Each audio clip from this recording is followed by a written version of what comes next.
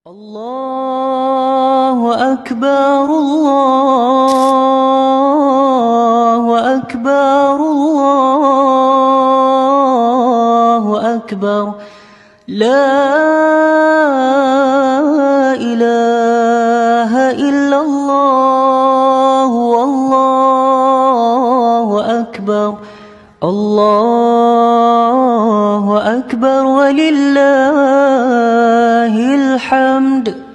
Allahu Akbar, Allahu Akbar, Allahu Akbar.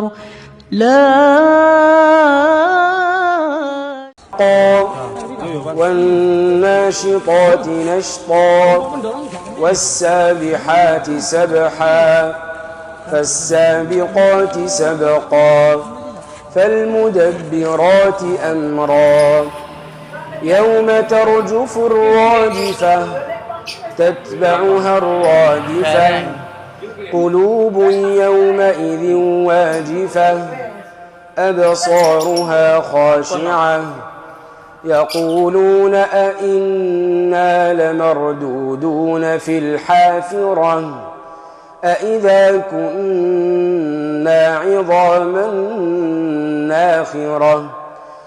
Nah, ini penting saya utarakan teori ngaji ya. Ini saya bacakan naskah asli Sayyid Umar Hafid supaya Anda dapat barokah beliau. Karena beliau selain alim allamah, muridnya Habib Salim, juga beliau pernah ngaji kutub Sayyid Abdul Qadir Segaf di Jeddah. Juga beliau sering istifadah di beberapa kiai. Ini saya baca teks Arabnya, kemudian saya terjemah. Bagi yang tidak setuju pemaknanya bisa gugat, karena saya baca Arabnya. Yang nggak setuju pemaknanya bisa gugat, tapi tak jamin kalah karena saya paham betul teksnya maknanya seperti itu. Logikanya tadi ya, ketika Rasulullah ngambil sikap tegas kepada Qatilu Hamzah yaitu Wahsy, dan ketika Rasulullah ngambil sikap tegas pada orang-orang yang mengalahkan beliau di perang Uhud, kaifa yuflihu qaumun fa'alu bi anbiya'ihim hakadha, bagaimana mereka jadi orang benar atau orang yang dapat kebahagiaan kalau mereka perlakuannya seperti Nabi seperti ini, yaitu Nabi sujawaju masyhur wa kusirat ruba, yaitu Nabi itu wajahnya terluka, gigi serinya tanggal. Orang-orang seperti ini tuh gak akan bejo, kalau orang Jawa gak akan falah. Tapi apa yang terjadi? Allah menurunkan ayat laisa laka minal amri syai'un aw yatuba 'alaihim aw yu'adzibahum. Muhammad itu bukan wilayah kamu ngecap orang, menstigmasi orang itu tidak wilayah kamu. Saya bisa saja mengampuni mereka atau menyiksa saya itu atau menyiksa mereka itu wilayah saya, kata. Saya bisa saja mengampuni mereka atau menyiksa mereka itu wilayah saya. Sehingga akhirnya apa? Rasulullah tidak ngambil sikap yang mungkin orang lain mengatakan itu tidak tegas, tapi itu kearifan. Betul, akhirnya Wahsy malah masuk Islam. Khalid bin Walid panglimanya juga masuk Islam. Dan beberapa orang kafir juga masuk Islam, termasuk mimpinihim, ketuanya yaitu Abu Sufyan. Ini penting saya utarakan. Makanya ini saya baca pembenaran dari konstruksi pikiran tadi. Nah, ini supaya khas. Ini khasnya orang mondok 10 tahun nih. Jadi ini kita baca ini. Nah, biar jelas ini nanti teksnya persis ya, tidak saya rubah. Ini di kitabnya Habib Umar Hafid, namanya itu Taujihun Nabi Limardoti Barih. Kalau diterjemah ya, mengarahkan orang yang sadar. Nabi itu orang yang sadar ya, sampai ini termasuk orang yang sadar. Limardoti Robbi, menuju mendapat ridho Tuhan atau Allah Subhanahu wa ta'ala. Saya baca teksnya ini di halaman 179. Ini tidak ada yang saya rubah, tidak saya kurangi. Bismillahirrahmanirrahim. Fala budda an nuwattina qulubana ala annana khadamatu ahli hadzal qaul wa yattali Allah min qulubina annana na'taqidu imkaniyata ayyasfa fi ahadina yaumal qiyamati man huwal ana kafirun yuslimu faya'lu sya'nu indal haqqi fayakunu sababan li khalasika fil qiyamah yumkinu dzalik. Jadi kita para dai, para kiai itu adalah khodamatu hadal kaun. Kita ini adalah pelayan alam raya ini yang selalu berharap alam ini akan lebih baik. Orang yang sekarang sedang kafir bisa saja nanti yang nyafaati kamu di akhirat. yaitu mereka masuk Islam lalu Islamnya lebih serius, akhirnya punya hak syafaat.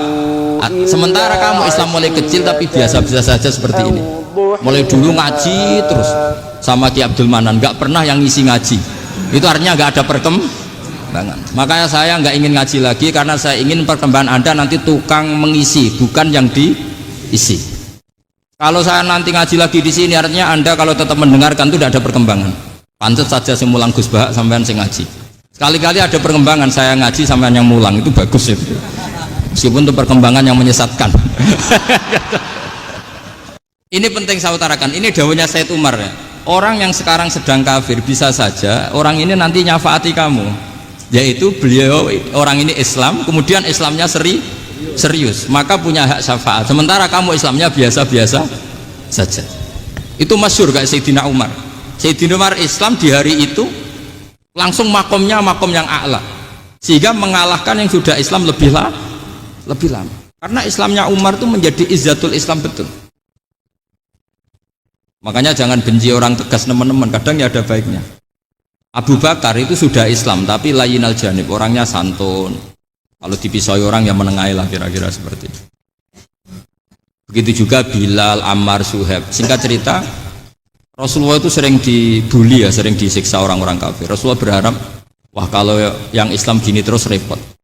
Melihat Umar ini petarung di pasar Uka, dia dapat uang itu kalau tarung, menangan. Kata Rasulullah, kalau ini yang Islam ya bagus. Beliau berdoa, Allahumma aizal Islam bi Umar. Itu kira-kira 2 hari dari doa beliau, Umar masuk Islam.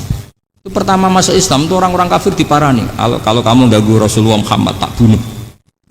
Semenjak itu orang kafir yang gentenan sembunyi, sehingga kata para mereka yang Islam selalu jaya mut aslama Umar, ketika Umar masuk Islam. Itu dalam 1 hari Islam itu Rasulullah sudah ngendikan Umar yang Islam sehari ini imannya kalau ditimbang separuh ahli dunia masih unggul sama Islamnya Umar. Nah bisa saja seperti itu. Jadi saya minta sama teman-teman yang mencintai ilmu, tidak tegas itu bagian dari ketegasan dalam ilmiah, karena kita ini tidak mengendalikan dunia, tidak mengendalikan hidayat, hanya Allah piyambak yang ngasih hidayat. Maka sikap kita laisalaka minal amri syai'un aw yatuba alaihim aw yu'adzibahum. Rasulullah yang ahabbul khalqi ilallah saja tidak boleh tegas karena semuanya potensi itu ada. Cuma kita tegas dalam kebenaran saja, tapi nggak perlu tegas dalam mengawal kebenaran. Kenapa demikian? Karena Islam ini agama yang akan dijaga Allah ila yaumil. Yang jaga Islam bukan PBNU, bukan PP Muhammadiyah, bukan kiai. Yang menjaga Islam namun Allah Subhanahu wa ta'ala.